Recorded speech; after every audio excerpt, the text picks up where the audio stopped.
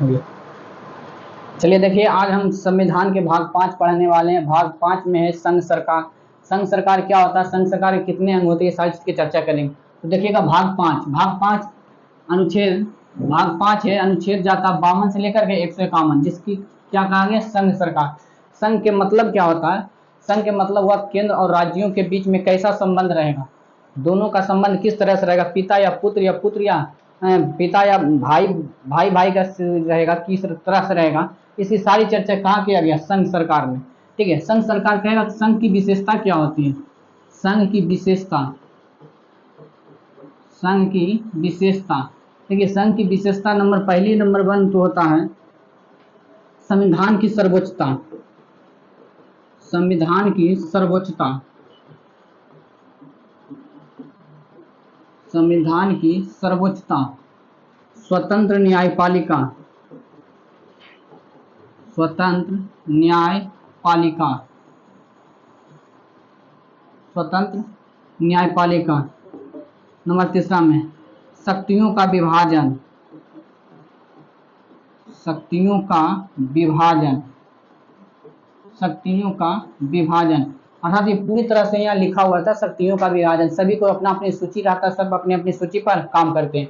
ठीक है, तो हमारा ये संघ की विशेषता हो गई, संघ क्या है इसके बारे में पढ़ेंगे। ठीक है, तो चलते हैं भाग 5 में।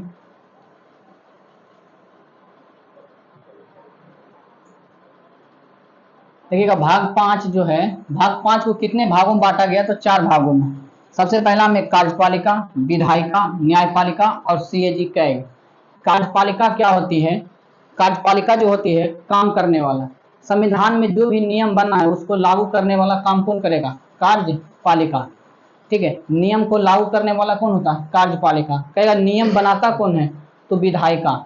विधायिका में हमारे आ जाएगा लोकसभा राज्यसभा। ठीक है, ये हमारे क्या हो जाएंगे, विधायिका। उसके बाद आता है न्यायपालिका। अगर कार्यपालिका और विधायिका में कोनो द्वंद्व हुआ, कार्यपालिका और विधायिका में कोई झगड़ा हुआ या इसमें कोई अस्पष्टता हुआ, तो उसको न्याय कौन देगा, न्यायपालिका। उसका न्याय कौन करेगा, न्यायपालिका। और सीएजी कैग, सीएजी कैग कहता है कि अगर कार्यपालिका और विधायिका में, अगर कार्यपालिका और विधायिका में कोई तरह का दिक्कत हुआ या कोई घोटाला हुआ, उसकी जांच कौन करेगा, तो कार्यपालिका हमारी, ये सीएजी कैग हमारी जांच करेगा। अब आता है इन सब के अनुच्छेद कितना से कितना तक है, इन सब के अनुच्छेद कितना से कितना तक क्या है। देखिए अनुच्छेद कार्यपालिका में, कार्यपालिका का आता है अनुच्छेद 52 से लेकर के 78 तक में। इसी में राष्ट्रपति, प्रधानमंत्री, सारे मंत्रिपरिषद की चर्चा रहेगा। विधायिका में अनुच्छेद 1979 से लेकर के 123। उसके बाद आता है न्यायपालिका, अनुच्छेद 124 से लेकर के 147। उसके बाद आता है सीएजी 48 से 151 तक। ठीक है, अनुच्छेद 141। तो अभी हम पढ़ेंगे कितना, कार्यपालिका। तो चलते हैं कार्यपालिका। उसके बाद एक कार्यपालिका को भी 3 भाग में बांट दिया गया। देखिए कार्यपालिका, इस कार्यपालिका अनुच्छेद 52 से 78 तक में, तो उसको कार्यपालिका कितने भाग में बांटा गया, तो पहला इसमें पद होता है राष्ट्रपति, दूसरा होता है उपराष्ट्रपति, तीसरा में मंत्रिपरिषद और चौथा में होता है अटॉर्नी जनरल। यानी कि जो कार्यपालिका होता है, जो काम करने वाला होता है, यही सब काम करने वाला है, राष्ट्रपति, उपराष्ट्रपति, मंत्रिपरिषद और सीएजी। तो अब चलते हैं राष्ट्रपति क्या होते हैं, राष्ट्रपति का पद कहाँ से कहाँ तक है। तो राष्ट्रपति का पद हम पढ़ेंगे 52 से लेकर के 152 से 61 तक के जो राष्ट्रपति का पद होता है। राष्ट्रपति क्या होते हैं, राष्ट्रपति का काम क्या होता है, राष्ट्रपति काम कैसे करते हैं, इस सारे चीज की चर्चा। तो चलते हैं हम अभी राष्ट्रपति के लिए।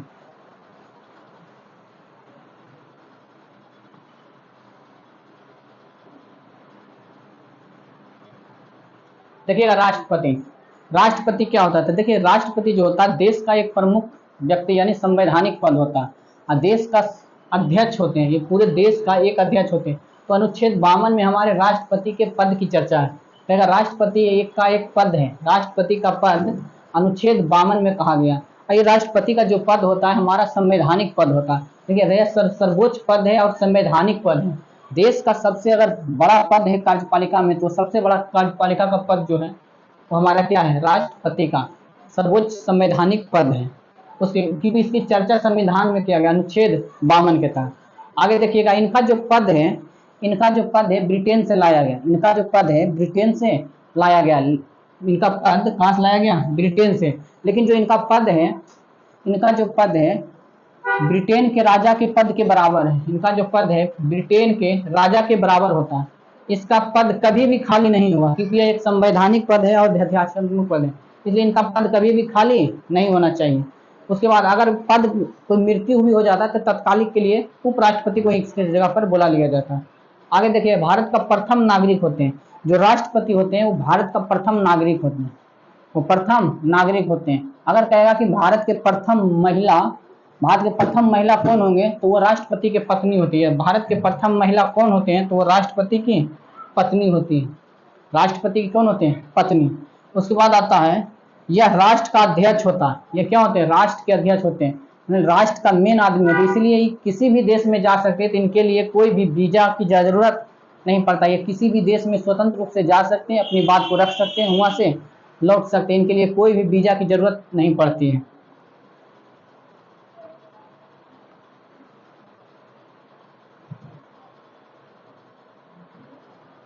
इसे आने जाने में वीजा की आवश्यकता नहीं होती है, मतलब ये कहीं भी घूम सकते हैं, इनके लिए कोई भी वीजा की आवश्यकता नहीं पड़ती है, इन्हें कोई भी वीजा की जरूरत नहीं पड़ती है। इनका पद का जो सुझाव दिया गया था, ये राष्ट्रपति का पद, ये संविधान सभा में ही दिया गया था। संविधान सभा क्या था, जब संविधान बन रहा था उन सभा में, उसी में एक संघ संविधान समिति बना था, उसका अध्यक्ष थे श्यामा प्रसाद मुखर्जी। इसने 30 अप्रैल 1947 को एक मतलब सुझाव दिया कि राष्ट्रपति का एक क्या होना चाहिए, पद होना चाहिए, जो सर्वोच्च पद होना चाहिए। यह सुझाव किस समिति के द्वारा आया था, तो संघ संविधान समिति के द्वारा।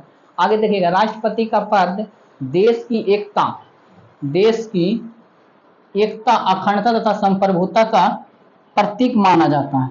राष्ट्रपति का जो पद होता है देश की एकता, अखंडता और संप्रभुता की प्रतीक माना जाता है। ये हुआ हमारा अनुच्छेद 52 में कितना कितना बात कहा गया। देखिए, अनुच्छेद 52 में क्या क्या बात कहा गया। पहले नंबर, ये राष्ट्रपति का क्या होगा, पद होगा। दूसरी बात में कहा सर्वोच्च संवैधानिक पद है। ये पद जो लिया गया ब्रिटेन के संविधान से लिया गया। ये पद होता है जो वहाँ के राजा के, ब्रिटेन के राजा के पद के बराबर होती है। उसके बाद कहा गया इसका पद कभी भी खाली नहीं हो सकता है। उसके बाद आया, यह भारत के अध्यक्ष होते हैं, इनके कहीं भी आने जाने के लिए कोई भी जरूरत नहीं पड़ता है वीजा की।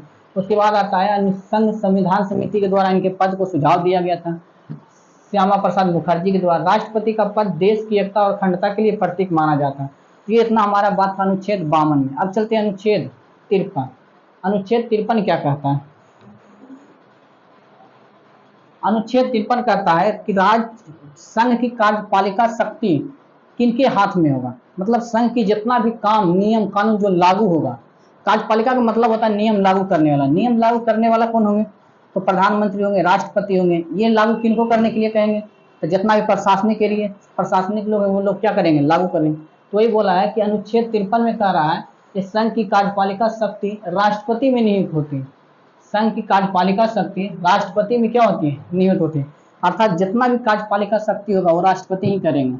राष्ट्रपति अपने नहीं करेंगे तो अपने अधीनस्थों के द्वारा करेंगे। और वह अधीनस्थ कौन होता है, शक्ति का प्रयोग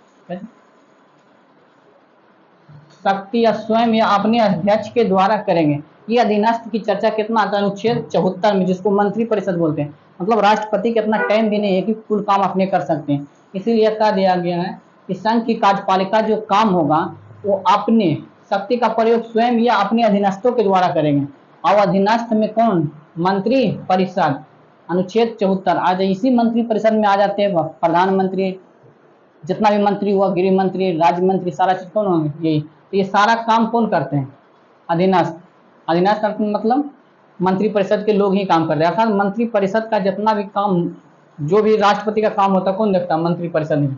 उसके बाद आता है कि संघ की जो कार्यपालिका शक्ति होता है वो राष्ट्रपति में वास्तविक नहीं होता, बल्कि नाम मात्र का होता है। नाम मात्र की कार्यपालिका शक्ति राष्ट्रपति में निहित होता है, नाम मात्र के। मतलब करना है तो कीजिए, नहीं करना है तो कौन करेंगे, प्रधानमंत्री। कहता वास्तविक कार्यपालिका शक्ति किनके पास होता है, तो हमारे प्रधानमंत्री के पास होता है। ठीक है, आगे देखिए, केंद्र सरकार का सारा काम राष्ट्रपति के नाम से होगा। केंद्र सरकार का जो सारा काम होगा वो राष्ट्रपति के नाम से होगा, लेकिन काम करेंगे कौन, मंत्री परिषद। जितना भी काम करेंगे एक तरह से मंत्री परिषद। एक तरह से समझ लीजिए कि राष्ट्रपति एक दादाजी का पद है, दादाजी का पद है। अब काम करने वाले कौन होते हैं, पिताजी।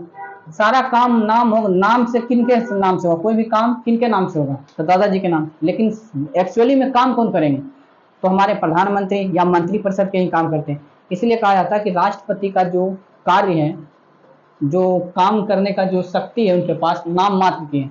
असली में काम करने की कार्यपालिका शक्ति का वास्तविक ताकत किसमें है, हमारे प्रधानमंत्री में। तो ये केंद्र का सारा काम राष्ट्रपति के नाम से होती है। ठीक है, तो कितना बात इसमें कहा गया, संघ की कार्यपालिका शक्ति राष्ट्रपति में नहीं थे, कोई त्रुटि नहीं। शक्ति का प्रयोग स्वयं या अपने अधीनस्थों, अपने अधीनस्थ मतलब मंत्रिपरिषद के द्वारा करेंगे। तीसरी बात कहा अधीनस्थ मंत्री या अनुच्छेद 74 में कहा था मंत्रिपरिषद। वास्तविक कार्यपालिका शक्ति किसमें होंगे, प्रधानमंत्री में। नाम मात्र की कार्यपालिका शक्ति राष्ट्रपति में होंगे। केंद्र सरकार सारा काम अपने राष्ट्रपति के नाम से होगा, लेकिन सारा काम राष्ट्रपति के नाम से होगा, लेकिन काम कौन करेंगे, उनके अधीनस्थ। देखिएगा अनुच्छेद 54, अनुच्छेद 54 क्या कहता है कि राष्ट्रपति के निर्वाचन तथा निर्वाचक मंडल, मतलब राष्ट्रपति का चुनाव कैसे होगा, ये नियम कहाँ बना है, तो अनुच्छेद 54 में। अनुच्छेद 54 कहता है कि राष्ट्रपति का एक निर्वाचन तथा निर्वाचक मंडल, निर्वाचन किसे हुआ, निर्वाचक मंडल। निर्वाचक मंडल मतलब हुआ कि वोट कौन कौन दे सकते हैं, इसमें वोट कौन कौन दे सकते हैं। तो देखिए इसमें कौन कौन वोट दे सकते हैं, निर्वाचक मंडल में कौन कौन वोट देते हैं, तो विधानसभा के सदस्य, निर्वाचित सदस्य, ये जो भी सदस्य रहना चाहिए, उसके बाद लोकसभा के सदस्य, उसके बाद राज्यसभा के सदस्य, ये सभी कैसा होना चाहिए, निर्वाचित सदस्य। निर्वाचित सदस्य जो वोट देने वाला होता है उसी को हम निर्वाचक मंडल कहते हैं। यही 3 लोग क्या करते हैं, भाग लेते हैं वोट देने में, राष्ट्रपति को चुनने में यही भाग लेते हैं। फिर आता है कि राष्ट्रपति का जो चुनाव है ये कैसा चुनाव है, किस तरह से चुनाव, ये अप्रत्यक्ष चुनाव होता, अप्रत्यक्ष चुनाव होता। मतलब यह जनता सीधे वोट नहीं देती है, बल्कि कौन देता है वोट, तो जनता के द्वारा चुने गए प्रतिनिधि, जैसे MP, MLA, यही लोग चुनते हैं। ठीक है, यही लोग अपना अपना वोट देते हैं। उसके बाद आया कि अनुच्छेद 54 में राष्ट्रपति का निर्वाचन तथा निर्वाचन का मंडल की चर्चा है। राष्ट्रपति के निर्वाचन में नियम बनाने का अधिकार, राष्ट्रपति को निर्वाचन में कौन सा नियम लागू होगा, कैसा क्या होना चाहिए, सारा नियम कौन बनाते हैं, संसद बनाते हैं। अब आता है कि राष्ट्रपति के निर्वाचन के लिए पहले निर्वाचक मतलब चुनाव लड़ने के लिए निर्वाचक मंडल की जरूरत है, मतलब प्रस्तावक और अनुमोदक, मतलब एक प्रस्तावक या 2 प्रस्तावक, मतलब 50 प्रस्तावक रहना चाहिए, 50 को अनुमोदक रहेगा, तभी आप चुनाव में खड़ा हो सकते हैं। ये जो नियम बना था पहला नियम बना था राष्ट्रपति और उपराष्ट्रपति अधिनियम, निर्वाचन अधिनियम 1952। इसमें कहा गया था कि कोई भी राष्ट्रपति और उपराष्ट्रपति पद के लिए चुनाव लड़ सकता है, बस उसके लिए एक प्रस्तावक होना चाहिए, एक अनुमोदक। प्रस्तावक वह होगा जो लोकसभा, राज्यसभा या विधानसभा में से कोई एक सदस्य उनको कह दे कि नहीं हम आपके सामने क्या हैं, सहमत हैं, और वो लिखित रूप से दे दे, यानी 2 व्यक्ति की जरूरत पड़ता है। अगर वो दोनों व्यक्ति दे दिया तो आप चुनाव, राष्ट्रपति में चुनाव के लिए खड़ा हो सकते हैं। तो इस तरह से क्या होने लगा कि एक एक व्यक्ति कह देते थे तो चुनाव में खड़ा हो जाते थे। तो उससे क्या हो गया कि संख्या बहुत ज्यादा बढ़ गया, ढेर सारा संख्या चुनाव में लड़ने के लिए आ गया, राष्ट्रपति बनने के लिए बहुत सारे लोग खड़ा हो गए। लेकिन ये राष्ट्रपति का पद है, बहुत सम्मानित पद है, इसलिए बहुत सारा भेड़िया धसान चुनाव में खड़ा, इसलिए इनको संशोधन करके फिर दूसरा नियम लाया गया, उपराष्ट्रपति निर्वाचन अधिनियम 1974। इसमें कहा गया कि देखिए इसमें 10 गो प्रस्तावक होना चाहिए, 10 गो अनुमोदक, और दूसरी बात में जमानत राशि होनी चाहिए 2500 रुपया। ये जमानत राशि है, जमानत राशि, ये जमानत राशि कितना होना चाहिए, तो 2500 रुपया होना चाहिए। किसके यहाँ जमा होगा, RBI के पास जमा रहेगा।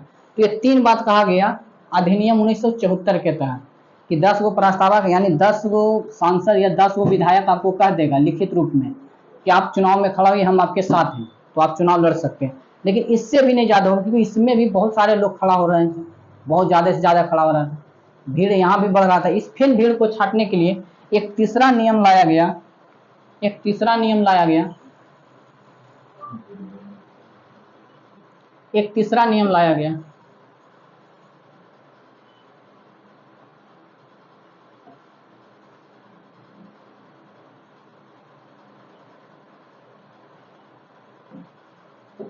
एक तीसरा नियम लाया गया, एक तीसरा नियम,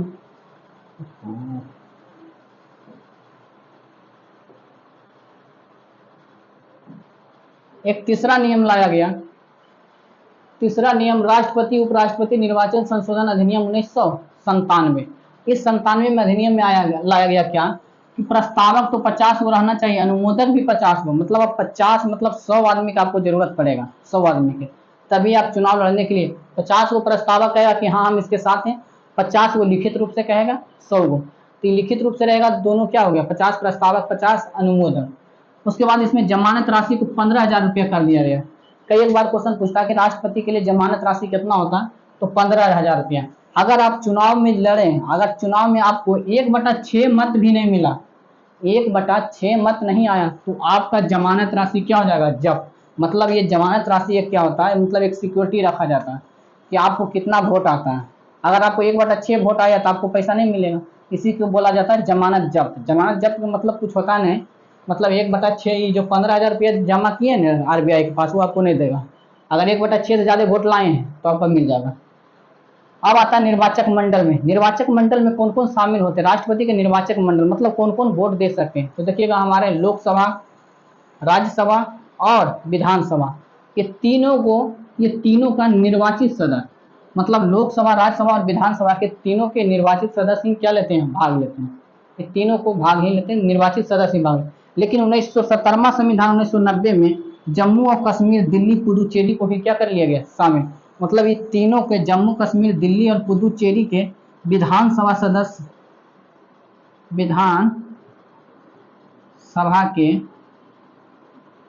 विधानसभा के सदस्यों को भी शामिल कर लिया गया।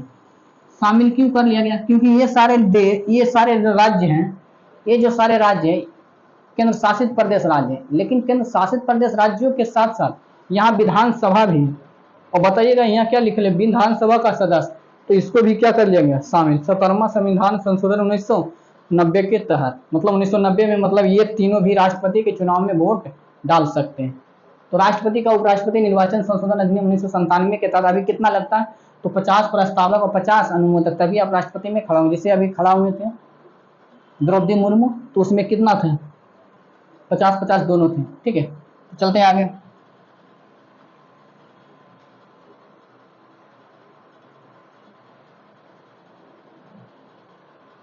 अब आता अनुच्छेद 55। अनुच्छेद 55 कहता है चुनाव की प्रक्रिया, मैंने राष्ट्रपति की चुनाव की प्रक्रिया, मतलब राष्ट्रपति के चुनाव की प्रक्रिया कैसी होनी चाहिए, तो यह एकल संक्रमणीय मत प्रणाली तथा अनुपातिक पद्धति, गुप्त मतदान और प्रत्यक्ष चुनाव। राष्ट्रपति का जो चुनाव होता है अप्रत्यक्ष रूप से होता है, मतलब डायरेक्ट जनता वोट नहीं डालती है। यानी कौन डालते हैं, तो राष्ट्रपति के जनता के द्वारा चुने गए प्रतिनिधि, जैसे एमएलए, एमपी, यही लोग वोट डालते हैं, तो इसको बोलते हैं प्रत्यक्ष चुनाव। गुप्त मतदान, ये संसद में चुनाव होता है, वहां पर गुप्त मतदान होता है, आप जाके चुपचाप देख करके चले आ सकते हैं, आपको कोई वहाँ रिकॉर्डिंग नहीं रखा जाता। दूसरा में होता है अनुपातिक पद्धति। अनुपातिक पद्धति का मतलब हुआ कि आप सभी को वोट दे सकते हैं। चार आदमी खड़ा हुआ है, ए, बी, सी और डी, आप ये 4 पार्टी खड़ा हुआ है, तो आपको वोट देने के लिए जाइएगा, तो आपको वरीयता के आधार पर देना कि नहीं हमको सबसे ज्यादा पसंद कौन है। आप एक नंबर पर आप इसको 1 रखें, 2 नंबर पर इसको रखें, 3 नंबर पर इसको रखें, 4 नंबर पर इसको, 5 नंबर पर इनको रखें, 5।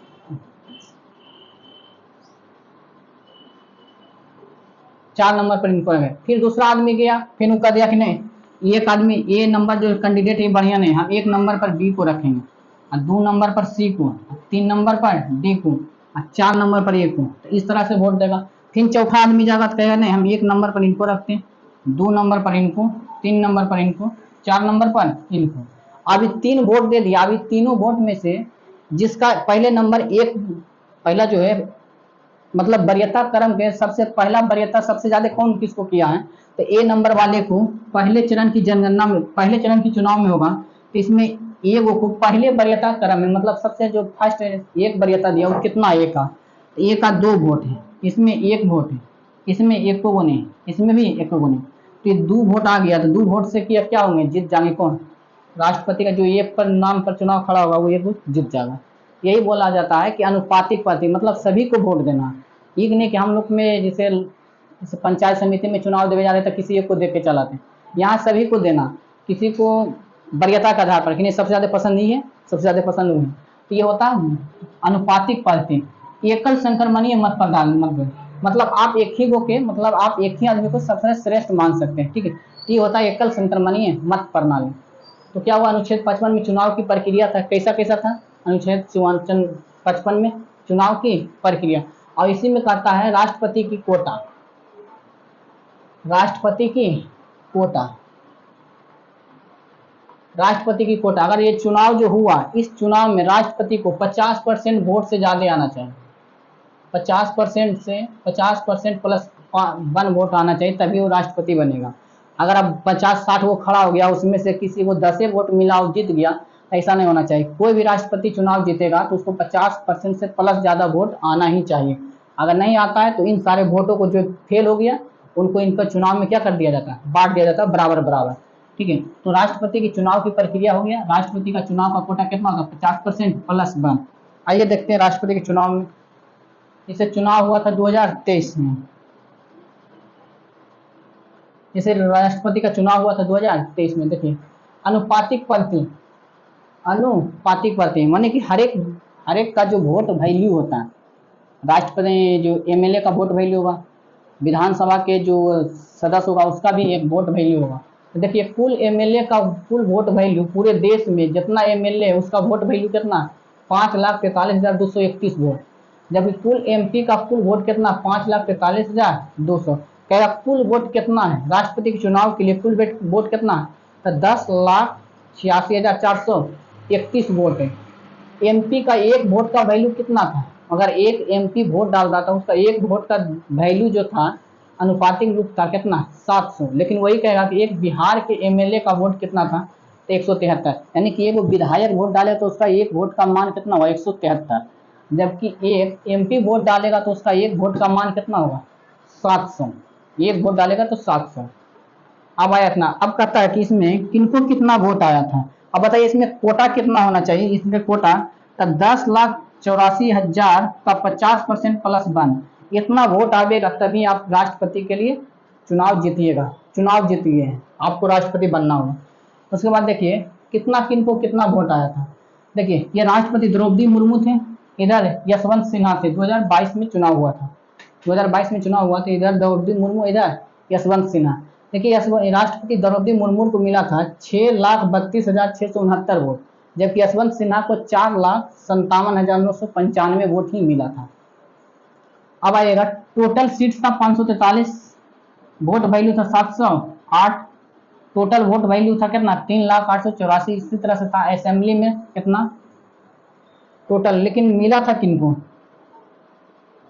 द्रौपदी मुर्मू के कुल कितना वोट मिले था, एनडीए का 18 सीट था, इतना सब मिला करके बीजेपी को 303 सीट, 33 47, इनका कुल वोट मिला था 6,32,669 वोट, इतना इनको वोट मिला था। इधर कितना किसको मिला था, यानी कि इनको 64% वोट मिला था, 64%, और इनको 44% वोट मिला था, 46% वोट मिला था। और जीत गए थे कौन, द्रौपदी मुर्मू।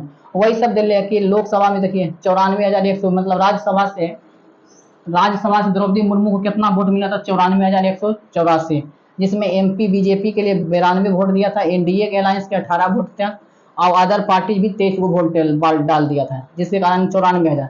कहेगा लोकसभा में इनको कितना वोट मिला था, तो 2,71,164, जिसमें से एमपी कितना वोट दिया था, 303, बीजेपी वाला 303 वोट आया था, एनडीए का अलायंस गठबंधन वाला 33 को वोट दिया था, और अदर पार्टी भी 47 वोट इसमें डाल दिया गया था। उसके बाद असेंबली में, असेंबली का मतलब हुआ विधानसभा, विधानसभा वाले कितना वोट दिए थे, 2,67,341 वोट। तो इनके सब मिलाकर कितना वोट हो गया था, 6 लाख। जबकि इनको देखिएगा यशवंत सिन्हा जी को तो ये 4 लाख पूरा वोट लाए थे, लेकिन राज्यसभा में इनको 71,000 ही वोट मिला था, लोकसभा में इनका 1,10,000 वोट मिला, लेकिन असेंबली में इनको 2,76,000 वोट मिला था, जबकि इनको 2,67,000, मतलब विधानसभा में सबसे ज्यादा वोट जो मिला था इन्हीं को मिला था, ये इनको यशवंत सिन्हा के। यशवंत सिन्हा इनका क्या था, प्रतिद्वंदी थे। उसके बाद जीत किनका सुनिश्चित किया गया, तो हमारी द्रौपदी मुर्मू को हमारे राष्ट्रपति बनाया गया, ठीक है, द्रौपदी मुर्मू को राष्ट्रपति बनाया गया। बाकी अनुच्छेद 56 है, अनुच्छेद 56 से कल से चालू करेंगे। ठीक है, तो आज तक इतना ही। थैंक यू, जब तक के लिए धन्यवाद।